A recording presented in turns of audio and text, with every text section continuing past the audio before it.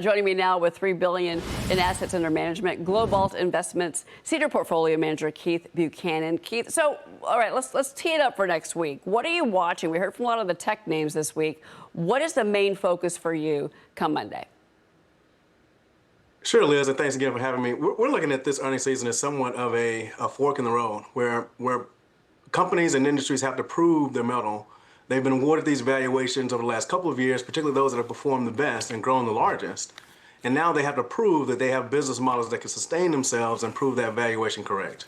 Interesting. We're not in a position necessarily where we're still going off of hope or hype.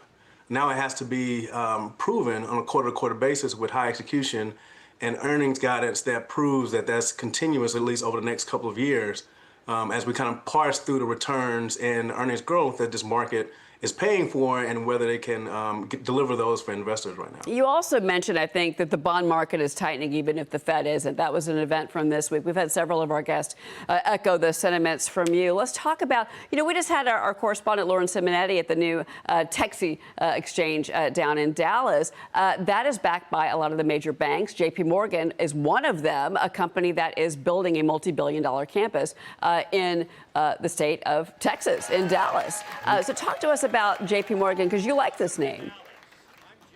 We really like JPMorgan right now, as it's best of breed in the industry that we feel like is really clicking on all cylinders to have ancillary businesses around the traditional banking business, really contributing in historic fashion to earnings growth.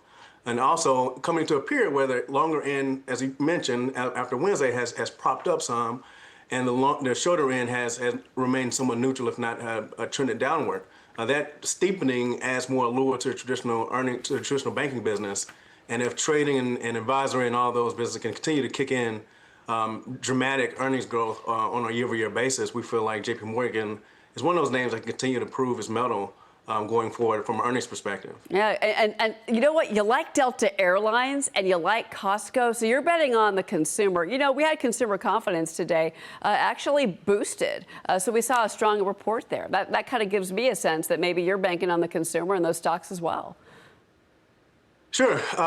Look, Delta Airlines is a name that we feel like is also, kind of a, front and center in the airline industry as far as the innovation and how to segment it to the cabin in a way that really makes the business model infallible. And the valuation doesn't really reflect that just yet, because the airline industry has been a boom bust over a generation. We feel like it's different now, as there's fewer players in the space. There are fewer, frankly, irrational capacity additions in different parts of the cycle. We've seen over the past year or so. And with the margins they've been able to build in cash flow generation, and now they're paying a dividend, we feel like Delta Airlines is a name that our clients can benefit from in the long run. Keith Buchanan, thank you so much for that pick.